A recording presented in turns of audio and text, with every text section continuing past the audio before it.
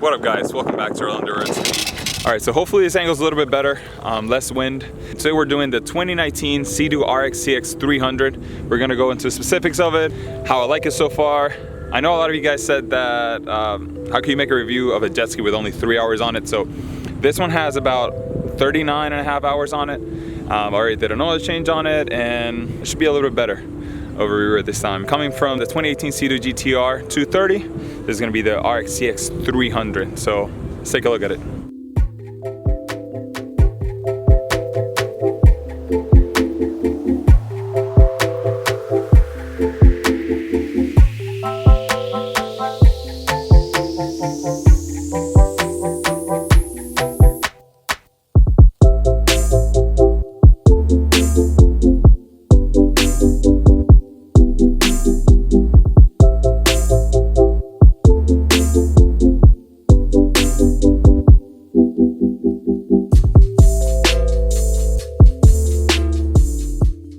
We're here at Peanut Island today. My friend Gino, he's on vacation over there, just chilling, making it happen, enjoying the weather, that New York life.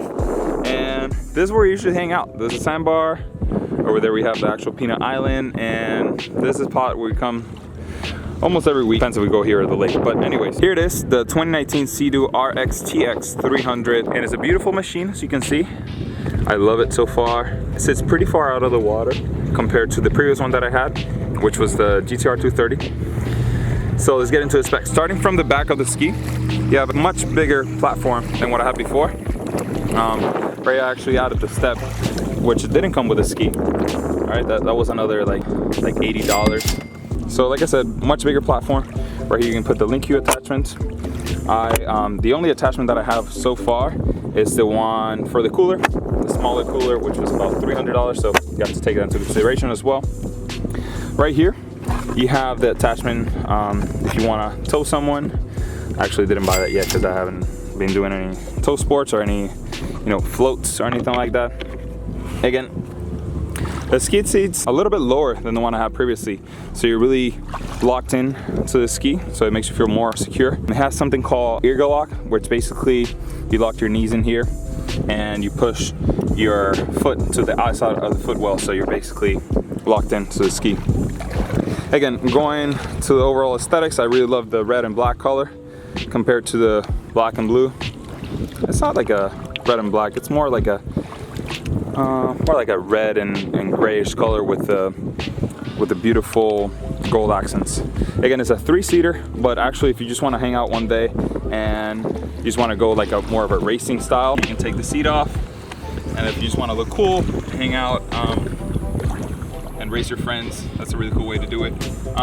Like it says here, you should never have someone sitting here because there's no way to grab onto it, and it would be really dangerous because this is really tough. But if you want to get to the actual engine compartment, let me put this to the side. All you have to do is pick up this little part right here, click it, and it comes right off. The seats are very light, actually. The jet ski weighs overall only 829 pounds, I believe.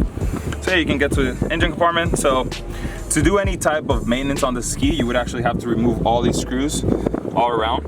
It has about, I don't know, 10 to 15 screws. No, not those, just this one's right here. So you'd have to remove this whole platform to actually get to the engine compartment and do any type of maintenance, or if you want to clean it very well. Let me get this back on here. So this is very easy, it just clips on, and that's it. And then to put the other seat, same thing. It has this hooks right here, where all you have to do is clip them in there, and then you press them in, and it falls into place very easily.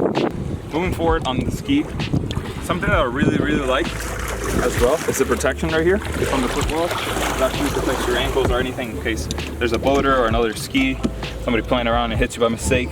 Compared to the Yamaha's, this is way bigger in the protection that it has. This specific model, I actually got it with the speakers.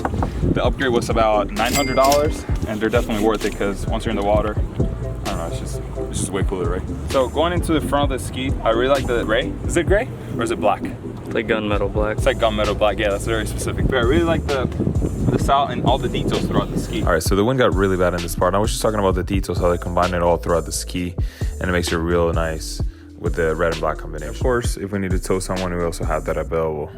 Moving on to the first compartment that you see as you sit down, you have the cell phone compartment where you can actually put 1 to 2 devices. It's also watertight, and it actually secures your phone pretty well with the phone as well. All right, so moving to the next compartment of the ski, we actually have 2 levers that you pull off from the top, and it actually opens up the whole top front part of the ski. Right here, we actually have the fire extinguisher and other components that we can usually store. Like I usually put a cup there, like my Yeti cup or something. The whole front compartment of the ski is very, very spacious. I usually have a few, dry bags, some shirts, maybe an extra life jacket in case I need to use it with anyone else. Or sometimes I usually just put a cooler, in case I ever need to use it as well. It is not watertight. Sometimes it does get wet in there if you're riding too hard or too rough. But like I said, it's super, super spacious. This next compartment here that I added is actually very, very useful. I use it with everything. Usually put my sunscreen, all the documents for the jet ski, goggles that I have. And it was only about $37, $38, including taxes, which is not bad at all for the crazy utility that you get out of it. Going into the gas. So basically to put the gas, it'll be right here. Very easy to open. Just open it up, just put the gas in here. One thing that I really recommend you to be careful with is whenever you put in gas, you want to be careful with the paint, because all this beautiful red paint and metal gray or black, you can get damaged very easily with the gas. Basically, when you're putting gas, this is what happened to me. If you look here, this is just a little bit of gas that fell in there and it destroyed, completely ate the paint. And I cleaned it up, I rubbed that up right away, but it just stains it, and you don't want that. Definitely don't want the stains going down the ski,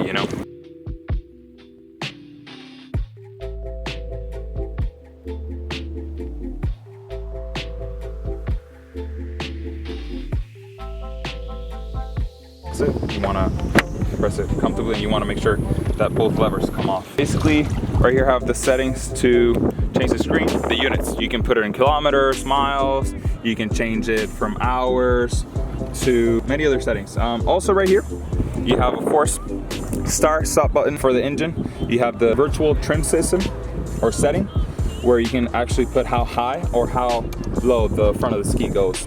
Right here, you can put it in slow mode. Slow mode basically sets a setting of from about 4 to 7 or 8 miles per hour, where you're basically cruising. So the ski doesn't go any faster than that, and you don't even have to touch the throttle. The ski goes inserted right here. Very easy. It's just a clip. And then you press it once, blow the battery, and then you turn the ski. Of course, I'm not going to turn it on right now because we're very shallow, so I don't want anything going in the engine. The other modes will be right here. You can actually go from touring, which is a regular mode. You can put it on sport mode, where you would have to click it once and then hold it for sport, or you would have to click it once and then the second time would go into eco mode, where the ski basically doesn't go over 35 miles per hour, and it stays at a pretty, efficient way if you're gonna go for a long ride or you're running out of gas and you have to get to the dock.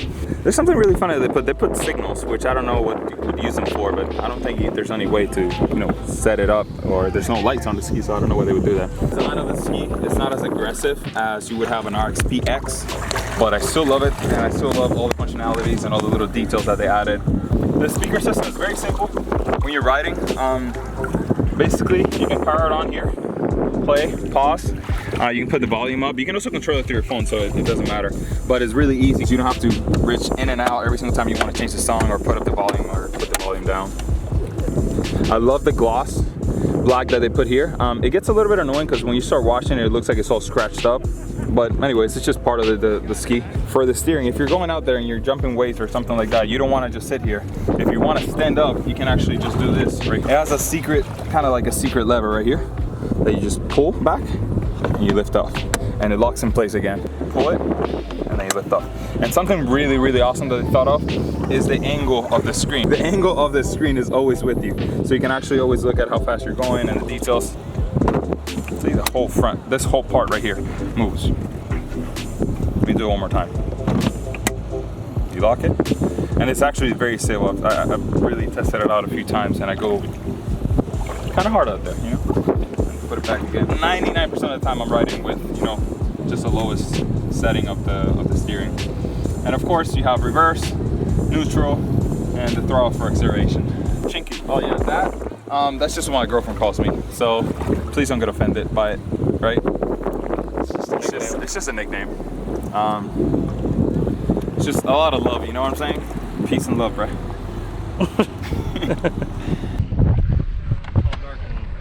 Handsome. That's it? All right.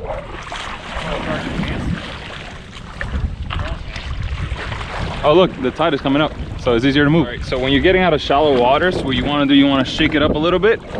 So all the sand that was actually in the intake doesn't get stuck in there when you turn it on. And you don't get that running through the engine. Although it has a closed loop. So it wouldn't run through the engine, it would just run in the back, but you know what I mean.